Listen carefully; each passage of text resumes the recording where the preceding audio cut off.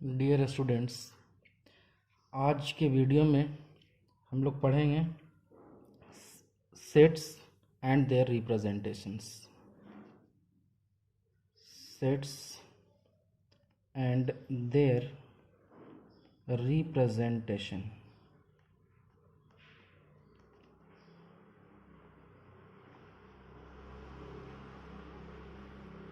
Actually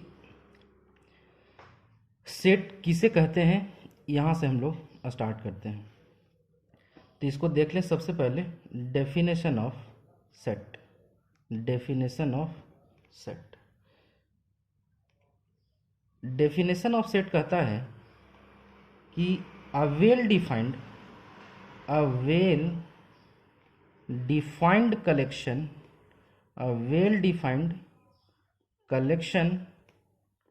of objects is called set। देखिए definition क्या कहता है सेट का। A well defined collection of objects is called set. अब यहाँ पर एक जो बात आया कि कलेक्शन तो होगा पर किसका, वैसे ऑब्जेक्ट्स का जो वेल डिफाइंड हो। अब वेल डिफाइंड किसको कहेंगे और वेल डिफाइंड किसको ना कहेंगे, है ना, ये समझना। यदि ये समझ गया तो हम लोग ये कह सकते हैं कि सेट क्या हो सकता है। तो देखिए हम यहाँ पर कुछ एग्जांपल्स लेकर के आपको बताने की कोशिश करते हैं कि वेल डिफाइंड और नॉट वेल डिफाइंड में क्या अंतर है। नॉट वेल डिफाइंड, जैसे ये हम लोग कहें कि a group of intelligent students, ठीक है। एक एग्जांपल और लेते हैं। A group of pretty girls,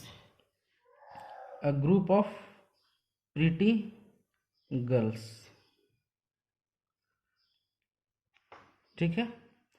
तो एक बात बताइए, क्या आप ये कह सकते हैं कि स्टूडेंट्स कौन इंटेलिजेंट होगा, उसका क्या क्राइटेरिया हो सकता है कि स्टूडेंट ये इंटेलिजेंट है कि नहीं। हो सकता है कि हमारे नज़र में स्टूडेंट इंटेलिजेंट है और किसी के नज़र में ये भी हो सकता है कि इंटेलिजेंट नहीं है या कम इंटेलिजेंट है। उसका एक पैमाना नहीं है स्पष्ट कि इसे आप कह दें कि ये इंटेलिजेंट है। ग्रुप ऑफ प्रीटी गर्ल्स, आप कैसे कह सकते हैं कि ये प्रीटी गर्ल है। हो सकता है किसी के नज़र में ये बात कोई दूसरा किसी के ये में नज़र में है कि ये प्रीटी गर्ल्स है। कोई ये भी कह सकता है कि ना, ये प्रीटी गर्ल्स नहीं है। मतलब कहने का कि इसका कोई एक पैमाना नहीं है जिसके हम स्पष्ट रूप से कह सके कि ये क्या है आपका, ये प्रीटी गर्ल्स है। तो ये जो ग्रुप आप देख रहे हैं, ये इसका जो कलेक्शन हो सकता है, ये नॉट वेल डिफाइंड है। लेकिन चलिए एक एग्जांपल लेते हैं, है ना, उसको देखिए। ये कहें कि a group of students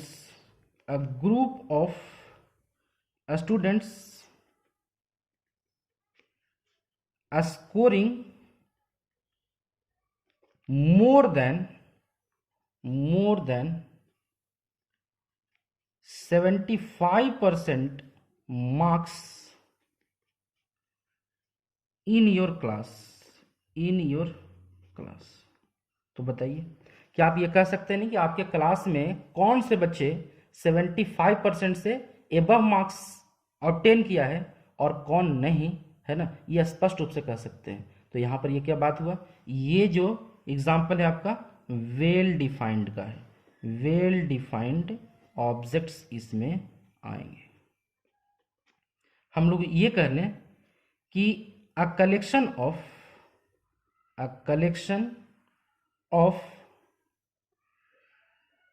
reverse of India, ठीक है।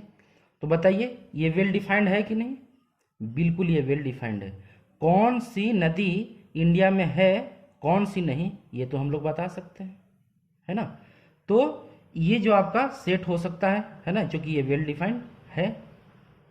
तो यदि आप ये डिसाइड कर पाते हैं कि जो हम ऑब्जेक्ट्स ले रहे हैं वो ऑब्जेक्ट गिवन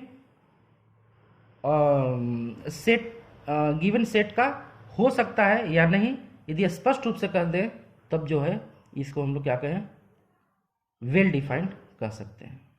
ठीक है, चलिए अब हम लोग ये देखें कि इसको रिप्रेजेंट कैसे करते हैं। ठीक है, तो आ जाए representation of set, representation of set. ठीक है, तो सबसे पहले तो ये समझ लीजिए मेथड की हम लोग बात इसके आगे करेंगे। ऐसे सेट जो जनरली रिप्रेजेंट किया जाता है ना, वो करली ब्रैकेट में किया जाता है। इट इज, यानी सेट, सेट के बारे में कह रहे हैं कि इट इज रिप्रेजेंटेड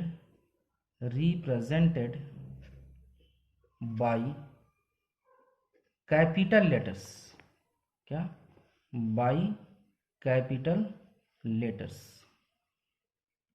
है ना, लाइक क्या, ABCXYZ etc। ठीक है, और इस सेट का जो मेंबर होगा वो स्मॉल लेटर से जनरली हम लोग डिनोट करते हैं, है ना, यानी कि members of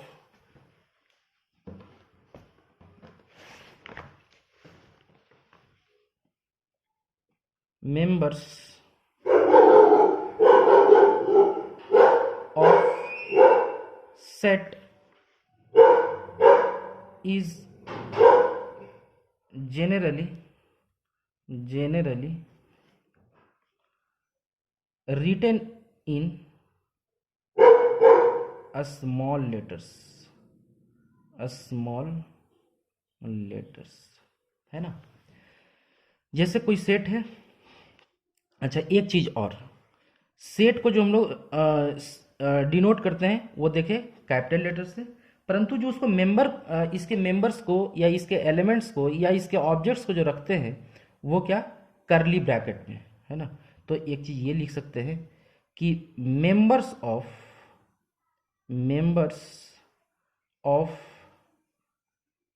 set is kept within curly braces, है ना। जैसे कोई सेट ए है और उसके एलिमेंट मान लें कि 1 2 3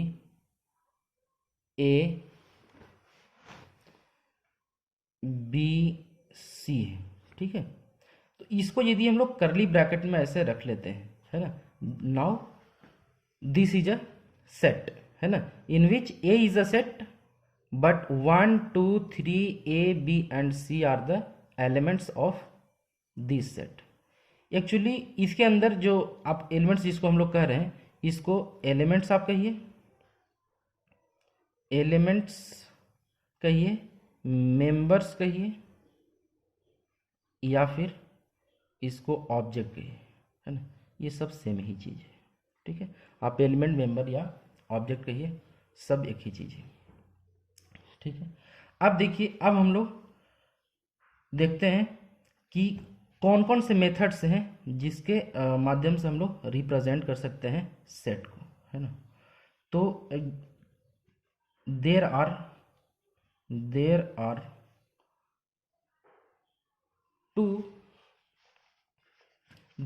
two methods of representing set। ठीक है, क्या, नंबर 1 रोस्टर फॉर्म, क्या कहते हैं, रोस्टर फॉर्म, या इसी को बहुत बार बोलते हैं टेबुलर फॉर्म, ठीक है। कहीं कहीं पर इसको लिस्टिंग मेथड भी कहा जाता है। देखिए इस सेट में क्या होता है ना, तो in this form, roster form में, in this form all the elements are listed, and separated by commas. In this method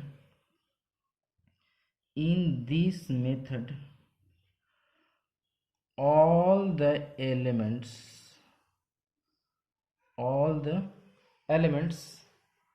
are listed and are separated by commas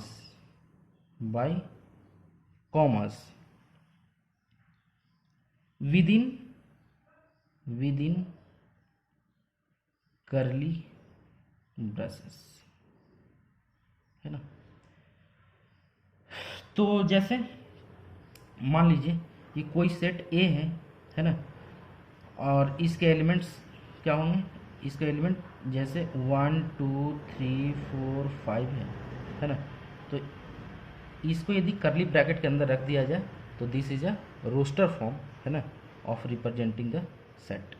ठीक है, इसी प्रकार से कुछ और भी ले सकते हैं, है ना, जैसे ए है, बी है, सी डी ई 1 2 3, ये सब क्या है आपका सेट है, और ये रोस्टर फॉर्म है। क्यों, देखिए रोस्टर फॉर्म में क्या कहा, in this method all the elements are listed and are separated by comma, है ना, विद इन करली ब्रेसेस। तो यहाँ पर देखिए ये जो हम लोग सेट लिए, इस सेट में क्या है 1 2 3 4 5 एलिमेंट्स हैं, और इसको करली ब्रैकेट के अंदर रख दिया गया। ठीक है, भूल करके भी इसको ओपन ब्रैकेट में या फिर कैपिटल ब्रैकेट में नहीं रख सकते। यदि कोई बच्चा ये लिखता है सेट ए इक्वल टू लिख देता है 1 2 3 4 5, दिस इज रॉन्ग मेथड। ऐसे अब ये सेट हो ही नहीं सकता, दिस इज नॉट सेट। ठीक है, तो ये आपका गलत हो जाएगा। तो हमेशा सेट को रिप्रेजेंट कैसे करना है, करली ब्रैकेट के अंदर में इसके एलिमेंट्स को रखना है। ठीक है, तो ये हो गया आपका रोस्टर फॉर्म। ठीक है, अब देखते हैं नंबर 2 जो इसका मेथड है रिप्रेजेंट करने का, वो है आपका सेट बिल्डर फॉर्म। क्या है, सेट बिल्डर फॉर्म। ठीक, तो ये क्या होता है, इन this method in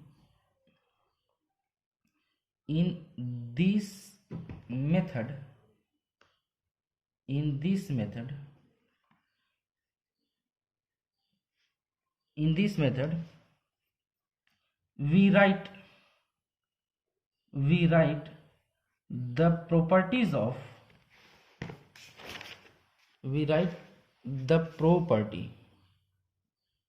property possessed by all the elements of a given set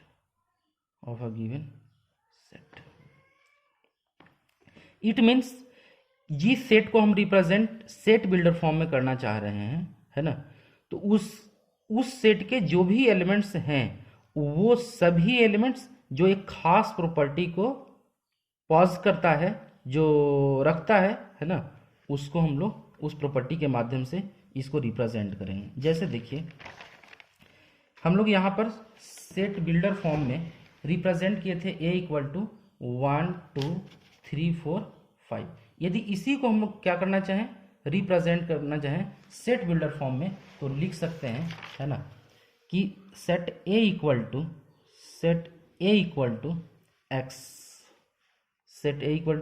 x such that x is a natural number less than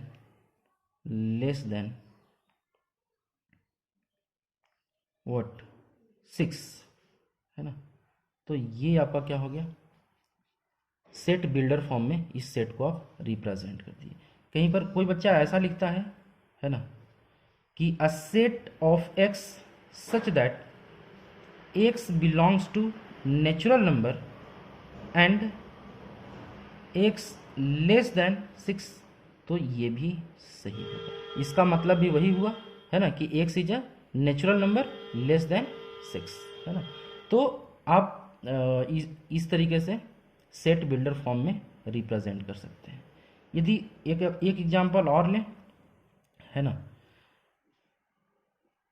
x such that x is a letter of vowel, ठीक। तो ये आप जो है, ये क्या हो गया आपका सेट बिल्डर फॉर्म हो गया। इसी को यदि रोस्टर फॉर्म में लिखें तो ये क्या हो जाएगा एक्चुअली AEIOU, है ना। तो आप ये बता पा रहे हैं, है ना, कि AEIOU जो है वो इस सेट का एलिमेंट्स है। और इसी को यदि हम सेट बिल्डर फॉर्म में लिखना चाहें तो इसकी प्रॉपर्टी को देखना पड़ेगा। तो ये प्रॉपर्टी है क्या, एक्चुअली ये लेटर ऑफ वॉवेल्स है ना। तो इस तरीके से आप सेट बिल्डर फॉर्म में रिप्रेजेंट कर सकते हैं।